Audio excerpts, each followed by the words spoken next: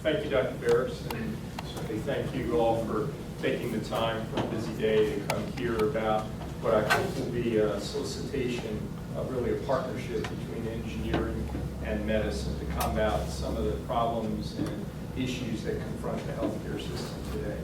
So as Dr. Baras implied, I'm a critical care intensivist. I spent my whole life in the ICUs, previously emergency medicine, flew the helicopter, and most people who are intensivists tend to gravitate towards systems because what we do during the course of the day is balance and adjudicate competing organ system needs. So I have a thin veneer knowledge that goes across a lot of organ systems, a little deeper here, a little shallower there, but ultimately my charge is actually adjudicating a lot of competing interests at the bedside, and ultimately when I'm at the bedside balancing lung and kidney and taking a parsimonious approach to fluid balance can jeopardize the kidney and then improve the lung gas exchange, it becomes a balancing act. And ultimately that balancing act gets translated into a lot of administrative oversight to balance competing departments, demands, but ultimately translate into many of us who go on to operational aspects. So it tends to be a culture in critical care that's very collaborative, very fostered.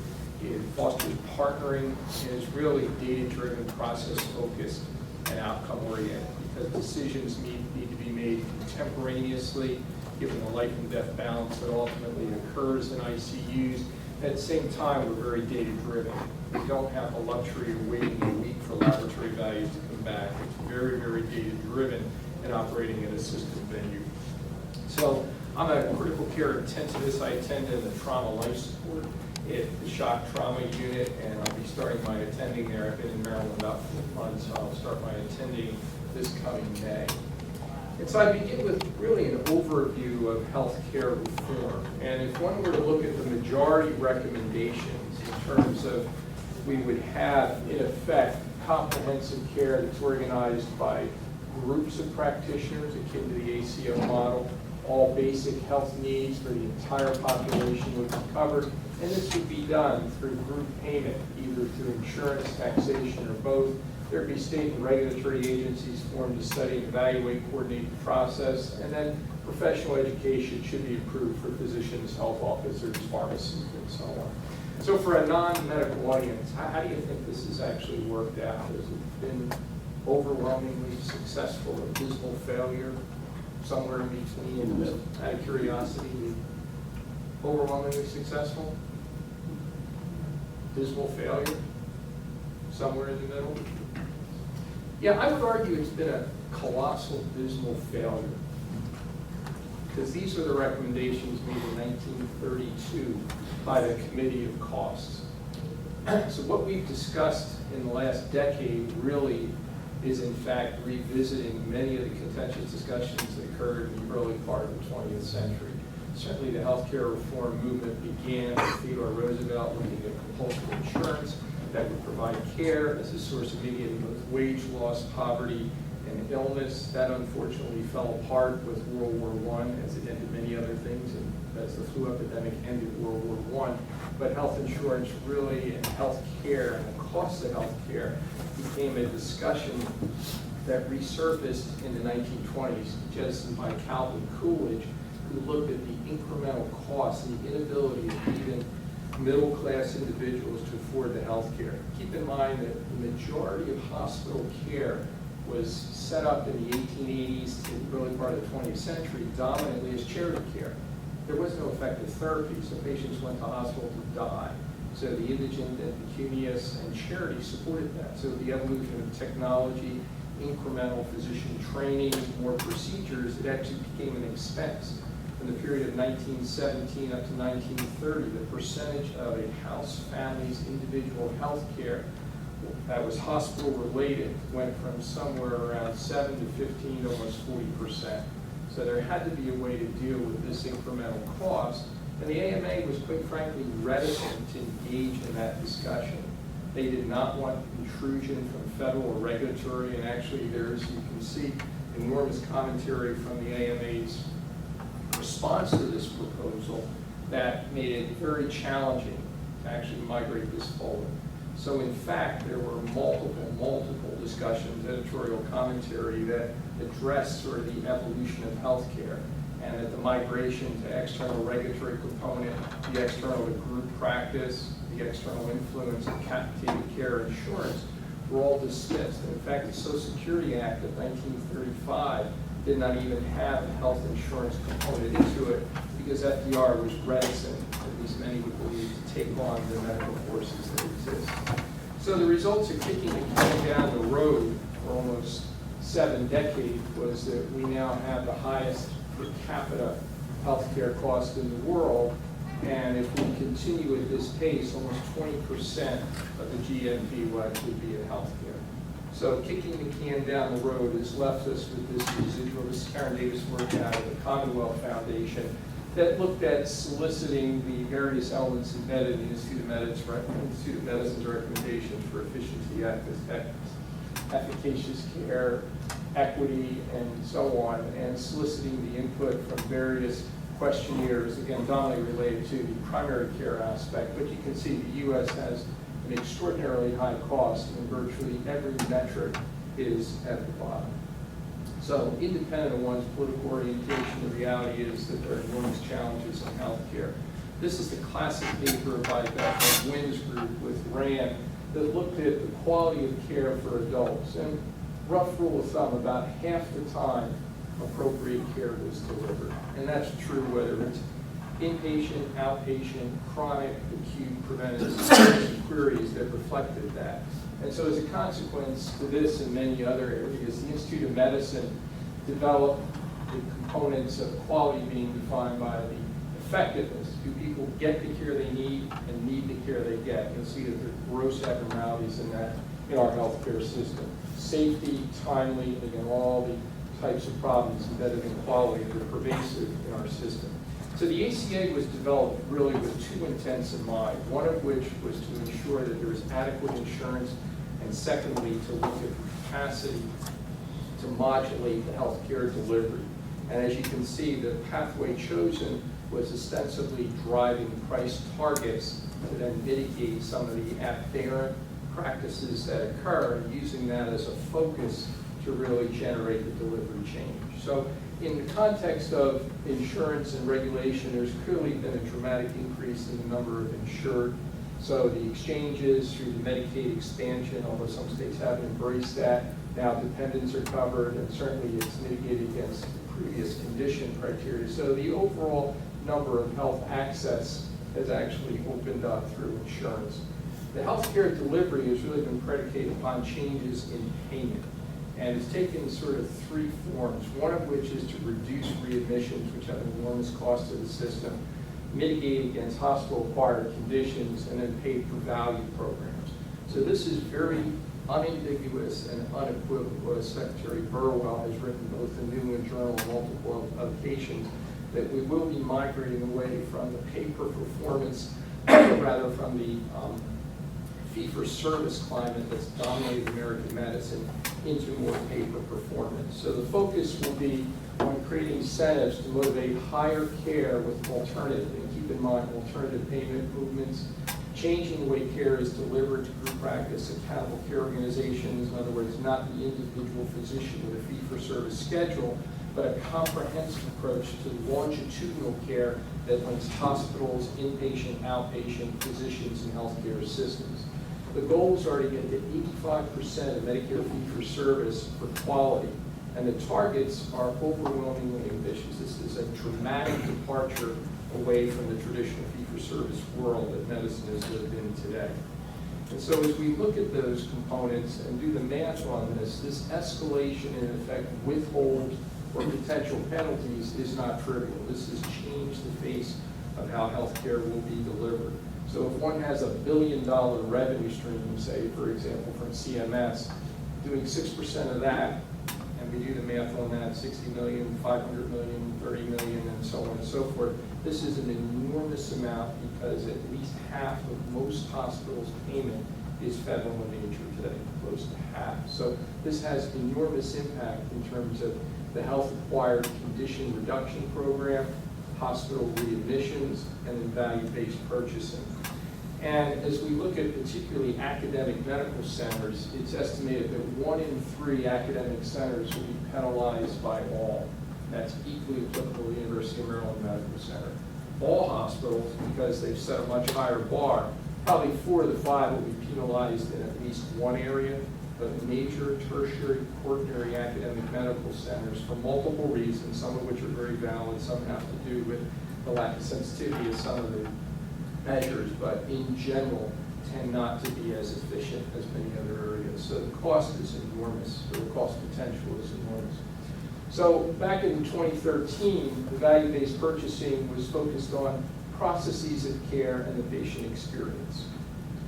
It evolved to include some outcomes, but dominantly process. And you can see the patient experience still counts. These are survey questions that patients are asked to fill out, referral to their hospital experience, or to engagement with a clinician. From an outcome standpoint, again, mortality ratios, acute myocardial infarction, heart failure, pneumonia. Then the processes of care, these are all the relative contributions that should contribute to the outcome. And initially it was thought to just ensure that there was adequate compliance would in fact lead to better outcomes. As time has migrated, outcomes have assumed a greater role in expansion beyond myocardial infarction. You can see a whole series of other metrics that are embedded into these data points. Efficiency, which is really a surrogate for cost of care, has been added, retaining patient experience.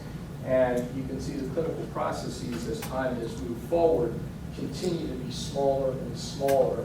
The amount of cost has gone up, outcomes are a focus, and currently there's virtually little process evaluation, in other words, compliance with the processes of care. It's focused extensively on outcomes, safety, and the patient experience.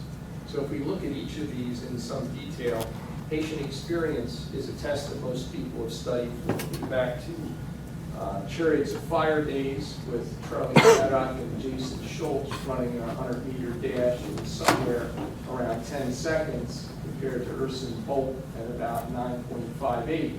Big splay, lots of dispersion between the bottom performer and the top if we look at this over time. But today, that parameter looks like this. Virtually everybody's going to study for the test. So tiny, tiny gradations that occur in patient satisfaction have enormous implications, and mostly question the validity of that. Certainly, as we look at the patient experience as it migrates forward, there's evolving data that maybe this is more a derivative effect of good quality than it would be as a primary driver. Certainly, if one were to argue placating or appeasing patients might be a bad thing, literature is evolving to suggest that there's higher ratios of patients' admissions, total expenditures, and prescription, as well as mortality. So the delicate balance between doing the right thing sometimes gets skewed towards actually focusing on the patient experience exclusively without the focus on quality. Similarly, as we look at readmissions, the regression equations that are used to calculate this essentially incorporate variables of age, sex, admitting diagnosis, and a small number of other diagnoses.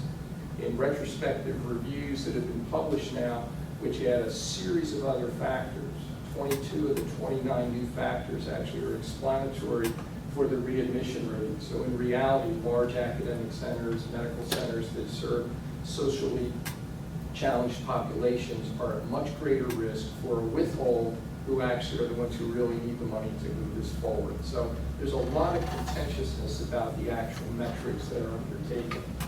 Bundled payments is really the bigger evolution that we'll see in healthcare delivery.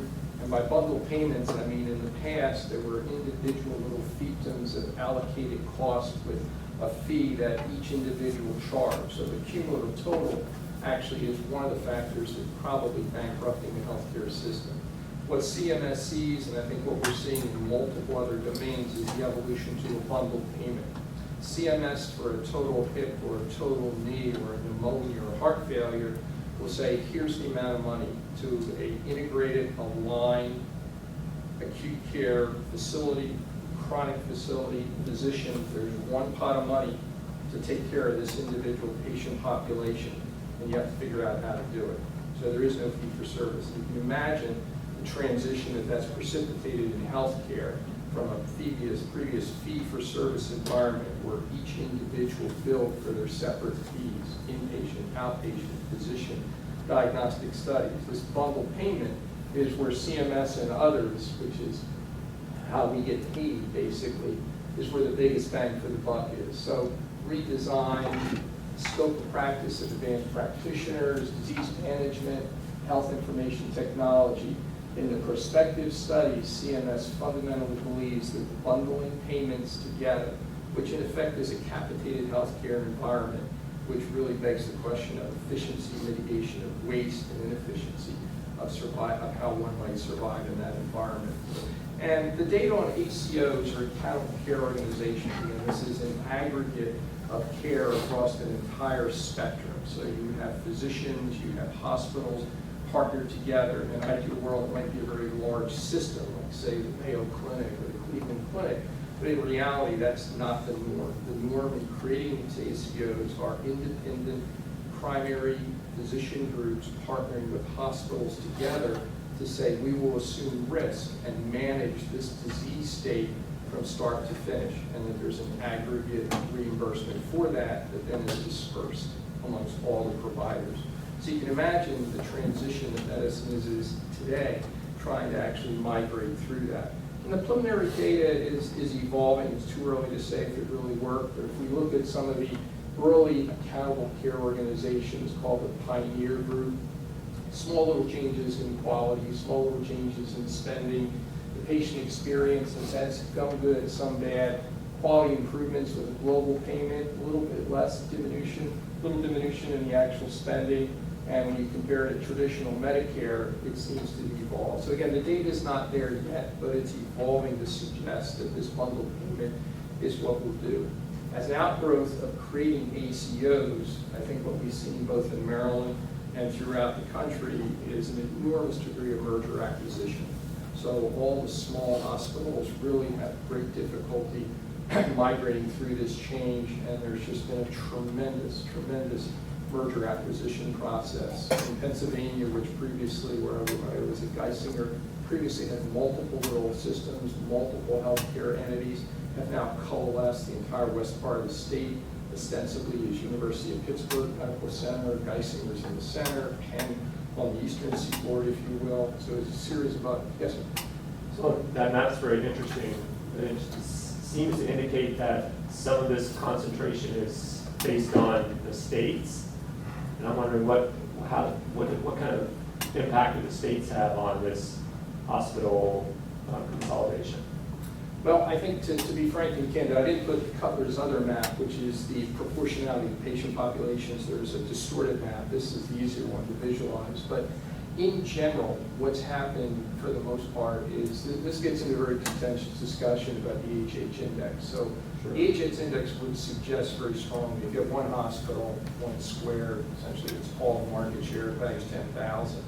So if we look at these numbers, the reality is there are very few competitive environments that exist. So to answer your question directly, states for multiple reasons have been reticent to apply the antitrust components to a lot of these acquisitions and mergers. So by and large, it's not like Apple or GE, it's a free-for-all. So rarely, if ever, is an antitrust injunction invoked in any of these, for the most part, in healthcare. So there's been this tremendous proliferation. So the question is, has it benefited patients? I mean, if we have economy of scale, we mitigate all the redundancy and resources. And I think the evolving literature would suggest strongly that there's clearly benefit from quality. So mitigating on variation, consolidating resources. There's good data in medicine on high volume, high performance for the most part. And I think the literature, as a couple of points out here, is fairly robust. But what's really clear is there's a robust literature about incremental cost. So with merger acquisitions, there tends to be somewhere between a 10 to 40% increase in cost, i.e. charges to the patients or the insurers. So this merger acquisition, which is sort of an offshoot of creating this large amalgam of healthcare, has a lot of purported benefits, but again, we have to be very concerned that there's potential for incremental costs. I know of no studies that show a decrement in cost with merger acquisitions anywhere in the country. Maryland is a bit of a unique state, actually the only state that has the Medicare waiver. So for 40 years, Maryland had an all-payer system. So as a consequence of the healthcare commission, all care, all cost was equilibrated. So whether it was Blue Cross, Blue Shield, Medicare, Medicaid, indigent, pecunious, the hospital received a certain stipend. They were paid a certain amount. There were no high payers and no payers. It was all equilibrated, at least is my understanding of that system goes. And one can imagine that if everyone is paid something, but that something is certainly a little bit less than what you would have gotten from a high-end Blue Cross Blue Shield, what happened was the difference was made up by incremental volume. So Maryland had some of the highest volume utilizations in the country. The consequence was the CMS waiver was in great jeopardy, so Maryland committed to what would be the equivalent of capitated care for all hospitals in the state. So this is an outlier of outliers, and it puts extraordinary pressure on hospitals in Maryland because there are virtually no revenue solutions. And So that means that if you don't operate efficiently, you lose big time, right?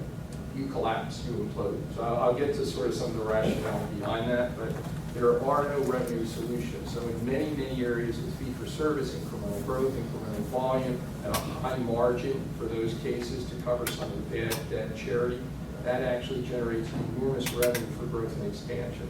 So in the Maryland model, which is virtually for hospitals, is a capitated budget. So no matter how much volume you get in 1 year, above or below, there's no incremental revenue. So if you do more MRIs, more CAT scans, more surgeries, it's the equivalent of practicing in Toronto or in the UK in a very crude way of thinking. So Donald Trump would think this is a socialist model, is that? Yep, this is probably the equivalent thereof. This is capitated care. So as a hospital administrator, there's a budget. And let's say your budget's $1 billion. So you've got an 850-bed tertiary quaternary academic medical center that has a revenue stream of $1 billion. So if you have 42,000 patients or 31,000 patients, any incremental volume, and then you can see a lot of hospitals who would suggest that, well, for a capitated budget for the first year, if we do less, we have the same reimbursement. So our cost reimbursement per case would actually go up. So in reality, it's a goal to disincentivize the use of hospital-based care because there is no incremental revenue to support incremental patient volume. So the answer, as you'll see, is efficiency, efficiency, efficiency, and mitigating waste more so than anything else. Have you observed any derivative implications of that to the effect that insurances may actually provide less care, less coverage? In other words, because you have capitated, I can squeeze it to the people paying their insurances, and then in turn what they will do is they will say, I will now cover less of your costs. In Maryland, it's somewhat interesting in that everyone's covered, so it's an all-payer model, so everybody Yeah, is but the covered. key word is covered means what? The key word that I'm trying to address is what is covered as meaning and what does that imply? Well, it depends upon obviously your plan, your policy, and from a hospital perspective, the coverage, and there's incentives to not provide care, right? As an Right. capitated environment, the incentive, if you think about it, would be not to provide the care. That's it. So that's the danger. It's a sort of almost a virtual approach to rationing. Yeah, you would do more better than me. That's the question. Do you see effects of that? I think Or that- evidence of that? For Maryland, it's too early to tell right now. I mean, there's, as you can see, the decay was supposed to be $300 million cumulatively. So the tracking of the first year and a half was able to show that. And what I guess the quid pro quo would be, have the outcomes actually improved commensurate with the decreased costs. No one knows that for certain right now. So it has the potential to diminish the care because the resources aren't there. But to date, particularly my experience in one healthcare system, that's not been the case. That it's an open doors policy, everyone comes, everyone is treated, and the care has equilibrated.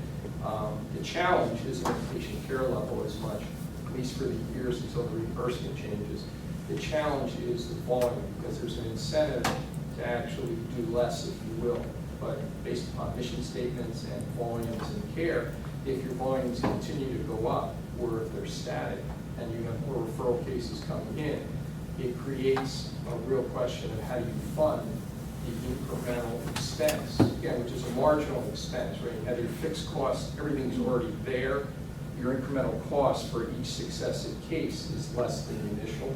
So the consequence is how do you fund that? how do you fund incremental use? And the answer is you have to mitigate waste. Yes, sir. Who is making the rules? It was not entirely clear. I wish I could tell you with certainty, but the Healthcare Commission does that. It's in conjunction. There's a Maryland Healthcare Commission that actually will change the values over the course of a year. So if your volumes go down and or your volumes are going up, you've already hit your revenue, they'll adjust the revenue to keep you capitated. So it's a very fluid, to me, very unclear system, but at year's end, it will change the pricing structure and the revenue to the hospital so it stays at the capitated level. So I wish I could tell you with greater certainty, but there is a commission, I believe 11 people who actually take that on and do that. But Maryland is a very, very different model, and I think what CMS is suggesting is that this would be the model for the country going forward. Are there any other states that have this one? No. Maryland is unique, which is It's one a of the pretty democratic state. We'll just fly in Virginia. my guess is Maryland's antecedent 4-year relationship with CMS enabled this. It was a waiver, and it was given as a demonstration model to prove efficacy of the model. Could you do this in Wyoming?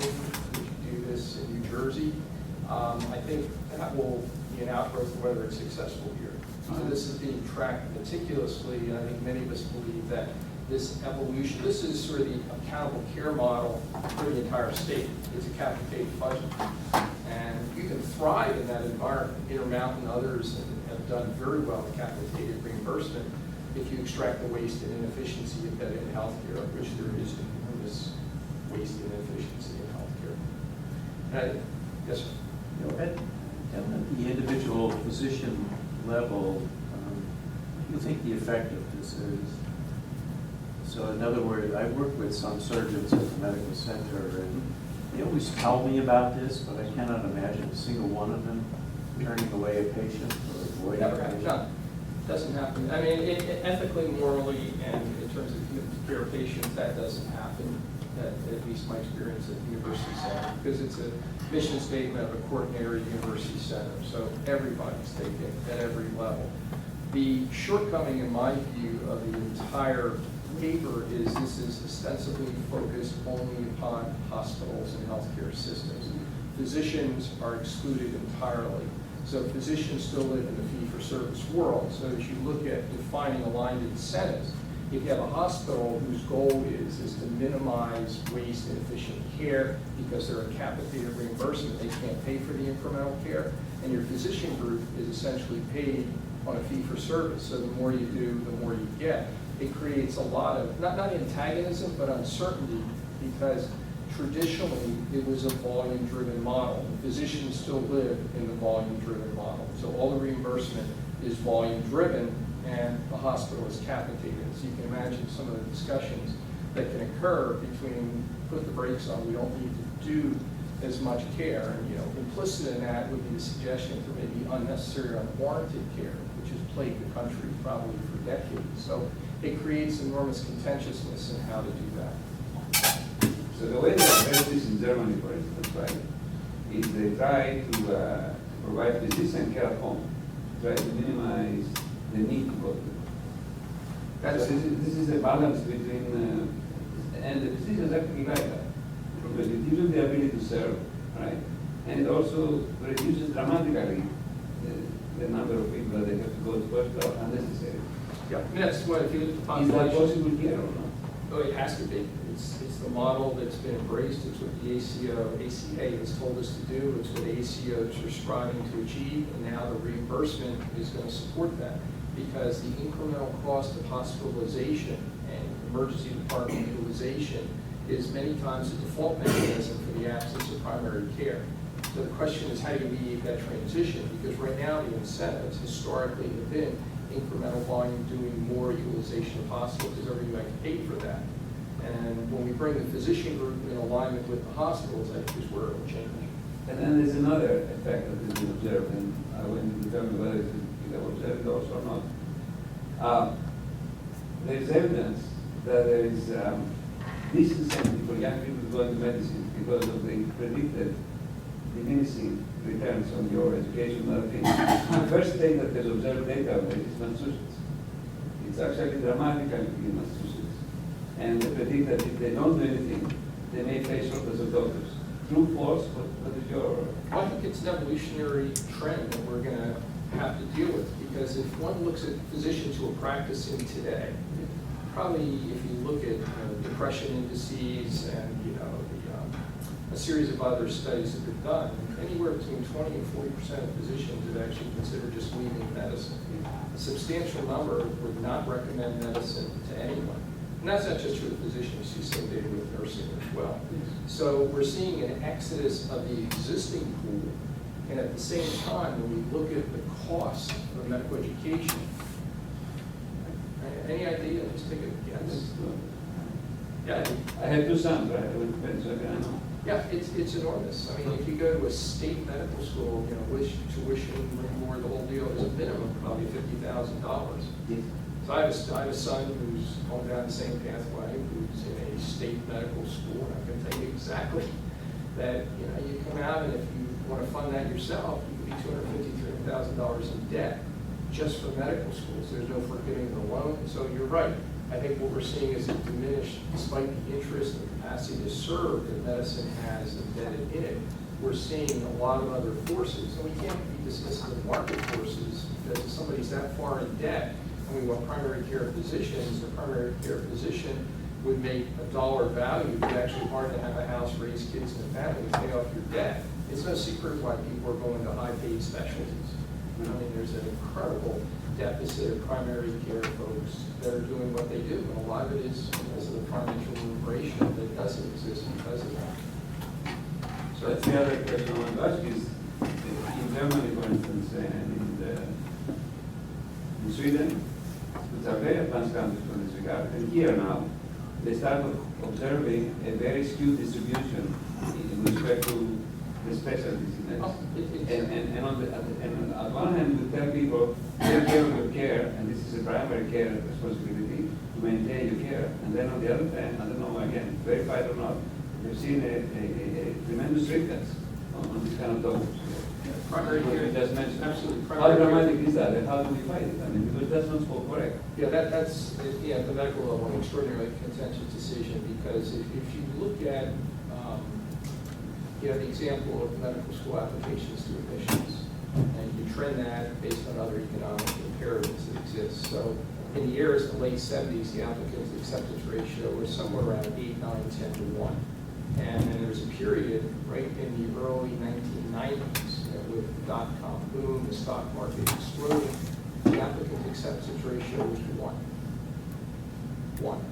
So, we have to also understand the prevailing economic realities of what people who have a fair amount of intellectual capital would choose to do in terms of what they get paid. And so right now, in 2008, the applicant's acceptance ratio is up to about 12 or 13 to 1, because medicine, no matter what you go in, is usually stable economically. You know you have a job, you know you can work, you know you're well paid. So the prevailing externalities impact upon what people go into, but unequivocally with the distribution of medical school classes that go into certain specialties, i.e. primary care, night work, call, things like family practice, we're starting to see a bit of a recrudescence. It's too early to say, but it's dominated by an enormous amount of subspecialists and subspecialty training that we have and those opportunities. There's ways to get around it. You can change the reimbursement structure, which is happening. You could change how people are paid. You could also change the number of spots. Do we need so many dermatologists, so many orthopedists, and you look at the high-end specialty paid. How do you do that? Other countries do it. If you were in Canada, the vast majority of people come out to primary care. So to be an intensivist is just a small vanishing number. So to give you an idea, in Madison, Wisconsin, for instance, we had close to 85 ICU beds, 90 ICU beds in the university. The other two hospitals in town had 30 or 40, so that's 120, sort of catchment area of about 500,000 to 600,000 people. If you have all the other little hospitals, there's probably close to maybe 180 ICU beds for a catchment area that big. In Winnipeg, Manitoba, they have 60 ICU beds for the same catchment area. So how do they do it? and their outcomes are pretty good. So it gets into the whole idea of demand elastance of ICUs and sort of gas filling and volume, whether it's needed or not. So I think there's a lot that can be done as we shift the focus and understand that better. So this is the classic sort of diabetes quality of healthcare, defined by outcomes, structure, and process. And I reorganized that because I think outcomes were charged with looking at our patient care and resource utilization. And the outcomes we achieve are a function of the structure and process. And I'm hedged here because I would advocate that mitigating unwarranted variability is probably one of the biggest things we can do to standardize process, which there's enormous reticence to do in medicine, unlike any other industry, for multiple reasons. And the benefits of these things improve this and this. So from a modeling standpoint, this is what's presented to physicians. This is the world we live in, particularly shock-related disease states. We deliver a certain amount of oxygen, which is a function of flow, cardiac flow, times the number of heartbeats per minute, and the oxygen content and the oxygen bound to the hemoglobin. We deliver that to achieve tissue consumptive needs. And we tend to deliver far more in excess of our tissue consumptive needs, almost as a safety net. So if you have a gunshot or a bleeding ulcer or a myocardial infarction, you decrease delivery, you have maintenance of tissue consumption by migrating along this line via the ability to increase your extraction ratio. You get to a critical point where you deliver less and you have decrements in tissue consumption. That would be shock. So a lot of what we have is physiologically driven to provide a barrier or safety net. So I think in running ICUs, running hospital systems, we're charged as a surrogate for tissue oxygenation are the outcomes of our patients. And we do that via service delivery, function of people and resources. In an analogous way to an extraction ratio, this is an efficiency ratio, outcomes over cost is value. So I would argue, and I think there's enormous literature support to suggest that the value of what we provide is far actually less than what it needs to be, and that this amount of support to achieve these outcomes is actually non-sustainable. So if we have some pious hope that we're going to continue at the same level of value or efficiency and achieve the optimal outcomes that we're mandated to achieve, I think we're sadly mistaken. Ultimately, we may need to invest, but we need to live, from my view here, an approach that enables us to actually not cut people, but use resources more effectively, increase the value, and achieve better outcomes.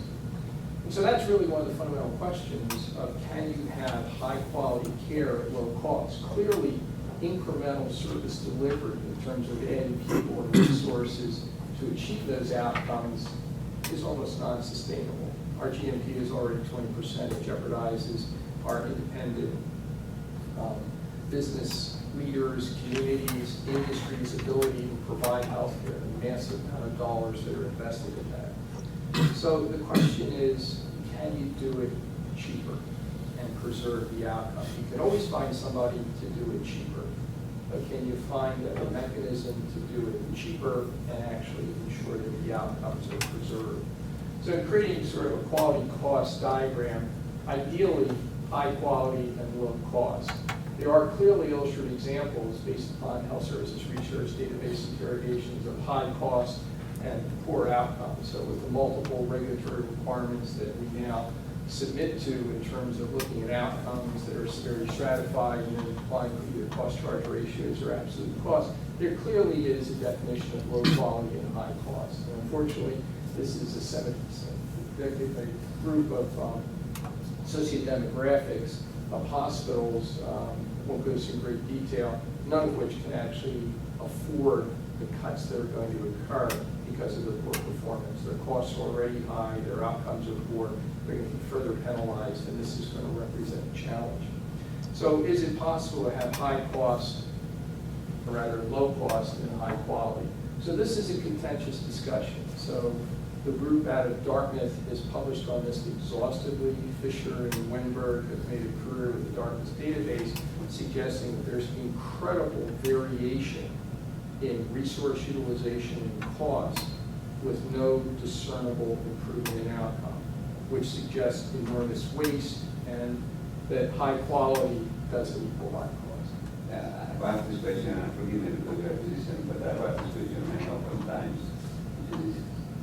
And Jeffrey and I were involved in a study where we tried to actually get the data in this analysis, and they will not give us the data. Kind of highlights the lack of transparency in medicine. Yeah, but how can we analyze? This is what was stated, but this, to me, this is a major obstacle. That the data that we were given, even from our own units here, and I know from our business recently that I promises and commitments from your colleagues that they will give us that we need. They will give us end-to-end cost data and not the individual process data on costs on personnel and resources. And if we don't get the cost of the individual process, we cannot do what we would like to do. Even as an analysis tool and SSS. Yep, deadline. Well, I mean, the answer to that in a broader. Why don't they share the data, even on a confidential basis, so we can help or help themselves? Well, there's no pervasive drive not to do it. I think they just don't have it in many instances because people don't look at it. So the people who use time-based cost accounting, right, you can count them almost on one hand because it's effort and time. The people who use even cost accounting and know where their costs are, not a lot do that. So you're looking at a dimension that healthcare has never really paid attention to in general. So that's the real factor. They don't do that. It's not time-based. In other words, you look at the data on Intermountain, which does time-based activity cost accounting. So they take the entire process of care and they scrutinize every interval of care with the referable costs. This is a Kaplan Porter in the Harvard Business Review written about exhaustively. But they're the only place I know of that does that with any routine sense of certainty. So in Maryland, what we're doing as part of this critical care network is precisely trying to mimic that in gradations. So what we will have will be the costs, and based on the actual instance and time window of the charges, we know what the costs are. So that information, as we look at precisely a quality cost dashboard, so we'll have that capacity to segregate the referable cost to get into this question, because this is very important, to discern whether more investment is needed is an extraordinarily challenging part if you don't even know what your costs are. And so the majority, and the things we're talking about here, rarely bubble up, rarely surface. They're not brought to the forefront. The physicians, if you look at workflow plus workflow analysis with discernible costs and outcomes for each particular component, doesn't exist in healthcare. That's where the opportunity to bring a more robust, regimented, scientific approach to what we do, which I think is the only solution that's going to allow us to prevail in healthcare, is to begin to do precisely that. So I think the answer is sort of in the squeeze and juice ratio, where you've got some of the high cost, low quality. Depends where you are on the curve, right? And so I would suggest the curve actually looks like this. And intuitively, based upon studies, supplying more actually decreases the slope of your line, gives you less value and worse outcomes. And that's a low squeeze to juice ratio. That's simple guidelines, protocol standards, and these are things that any intern would probably intuitively be able to do, and these are the proverbial low-hanging fruit. The challenge is when you've migrated here, or you may live here and not realize it, taking a more parsimonious approach, decreasing your workforce, i.e. the easiest thing to do in balancing the profit and loss statement is to eliminate nurses. Easiest thing to do, happens all the time. So that decrement is on the steep part of this curve and actually precipitates a significant decline in outcome. And that's really the high squeeze to juice ratio. You can try and push a lot, but you don't get much out of it. And that's the balance between those two is really a very crude way to look at hospital operations and understand where your low squeeze to juice ratio is and work at that end and understand where this is and not jeopardize your care any further. So ultimately, I think it's a family of curves with investment migration out. Maybe it would be a little bit more expensive and then keep migrating until we live here. And so for example, in the ICU, simply having governance. Many ICUs tend not even to have a governance structure to look at outcomes, guidelines, protocols, costs. I can tell you that the vast majority of the units have no idea what their cost of care is. So how do you actually create a more cost-effective model if you don't even have a surrogate for cost? So simply doing that, regional structures, telemedicine, all these are investments and innovations that need to occur so that we can optimize the outcome and do it in a much more expeditious and financially solvent way? And I think the answer to that is re-engineering care. And it's waste removal, because there's an enormous waste in medicine. You can read the little lines here. It says, truck makes forward stops forward and back. So it doesn't always occur in this linear trajectory of improvement. It's plateau, it's improvement, and it's a big challenge for a lot of reasons in medicine. Not the least of which is medical systems tend to look at the world through the profit and loss statement, the P&L. So the top line is revenue, bottom line is expense. And when your revenues go down, or your revenues are static, to maintain margin, the difference between your revenue and expense, it's all expense management. And when you look at Excel spreadsheets every day, what you see on the Excel spreadsheet is personnel costs, which is nursing, right? It's the biggest single personnel cost in any system, and supplies. So there always are overzealous efforts to then minimize the expenses without looking at the outcomes that are achieved. And so in the literature that's done that, particularly with nursing, I was fortunate enough to do nursing grant rounds when I went back to the University of Wisconsin, where I spent 20 years, almost 20 years, focused upon this. And every healthcare institution almost uniformly decreases the nursing support to minimize the expense to maintain the margin.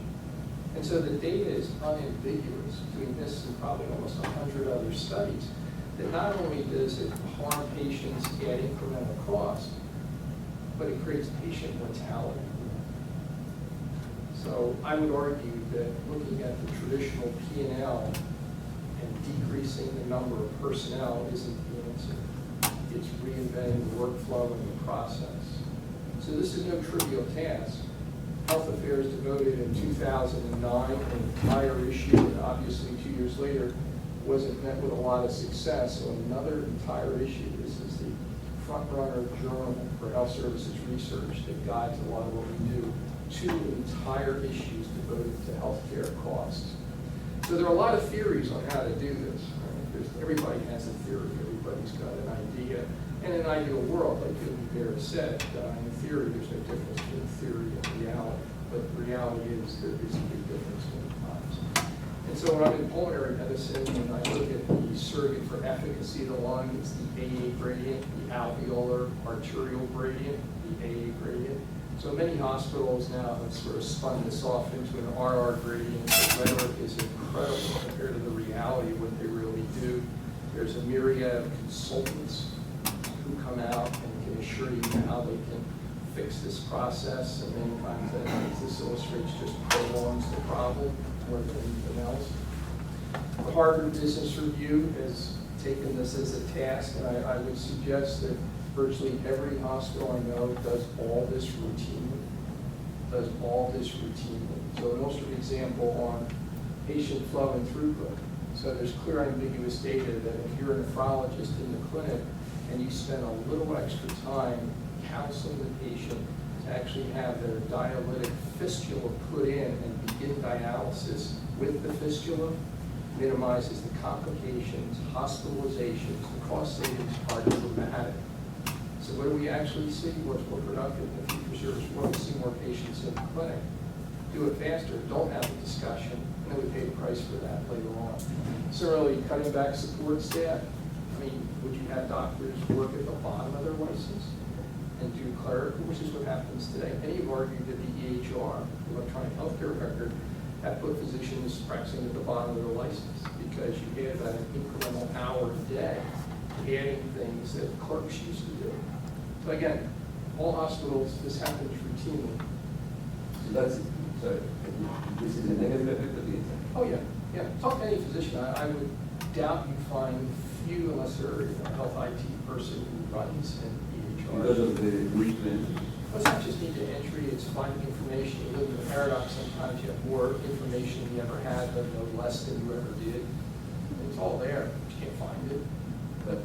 But just looking at the web, I won't put information, I will put data. Precisely. And try to discriminate. Precisely. Yeah. So anyway, that's a whole contentious. One of the early funded projects I had with the College of Engineering in Wisconsin was to evaluate the efficacy of the electronic healthcare record. Did it really matter? Did it change things for the better? I think the data is still evolving, but not absolutely clear. Physicians have taken this upon themselves to the American Board of Internal Medicine, put together a choosing wisely paradigm, meaning that each specialty would take 5 things that they thought probably were of low value and not much utility. And you can see there's a whole spectrum, but there's a lot of politics to that. Everybody picks somebody else's specialty. So GI was really good. Gastroenterology said, yeah, an incredible number of GI procedures all need to be done. General internal medicine took the high road and said the annual physical probably doesn't add anything. This is how they get paid.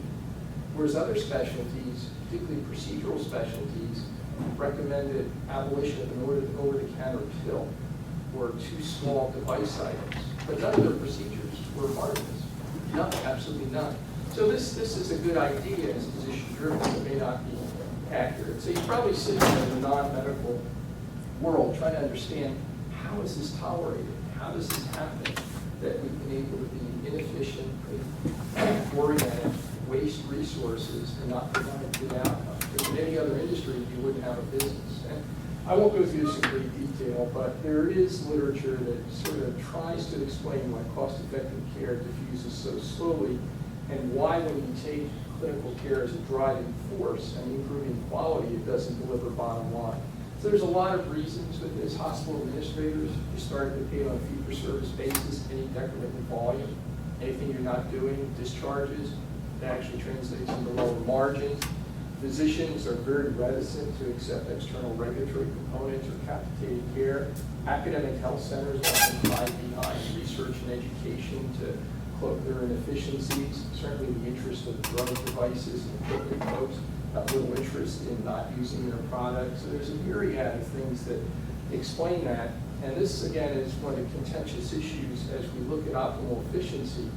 What happens traditionally is hospitals view their costs as dominantly fixed, meaning it doesn't change with volume. Variable costs will change with volume. So if we decrease the number of admissions and decrease the utilization, what we tend to do mostly at the physician level are decrease the direct variable costs, the cost of the drugs, the cost of the radiology, the actual individual items. But having the MRI, having people staff the MRI, having your hospital fully staffed are fixed costs, and they don't change very much. So if you get into what Dr. Baras is alluding to, looking at time-based cost accounting, you know precisely what it costs, and you can figure how that one could diminish the resource utilization. So places like Intermountain and others have done that well, and Kaplan and Porter would argue that 75 to 80% of healthcare costs are variable that are under our control. So it's a very, very thought-provoking, contentious discussion, but Intermountain does this, and they do this adhering to Deming's adage that the single best way to reduce costs is to improve quality. So how do we cut through the Gordian knot to do this? I think the blunt instruments we've used so far have done little to unravel the knot. I would argue that the tip of the spear would be a collaboration between medicine and systems engineering, that tip of the spear of systems engineering to help cut through this, and do it with the Mayo adage. This is the commentary that many of you probably heard when Will Mayo gave the Rush Presbyterian College address, medical college in 1910. The best interest of the patient is the only interest to be considered. What many have forgotten is the remainder of the paragraph that speaks to the issue of a union of forces and a collaborative science. So taking the best interest of the patient, driving that, is really what I would propose in conjunction with innovative, creative tools to eliminate waste. Because the reality is, we have sort of 2 choices if you look at it. We can either choose to continue with the trajectory that we have with the enormity of waste that's embedded in our system, and a GMP of 20%, which is unaffordable, which will lead to either what you're saying is potential for rationing, potential to decrease reimbursement, and limit resources. Or we can extract the waste built in the system. And having been part of a series of IOM panels, this is what they've embraced, is how do we do this? How do we execute this with better care at a lower cost? Because to continue to do so, if this is our current trajectory, this becomes economic suicide and is absolutely unaffordable at every level. So the aggregate of each of those costs are staggering.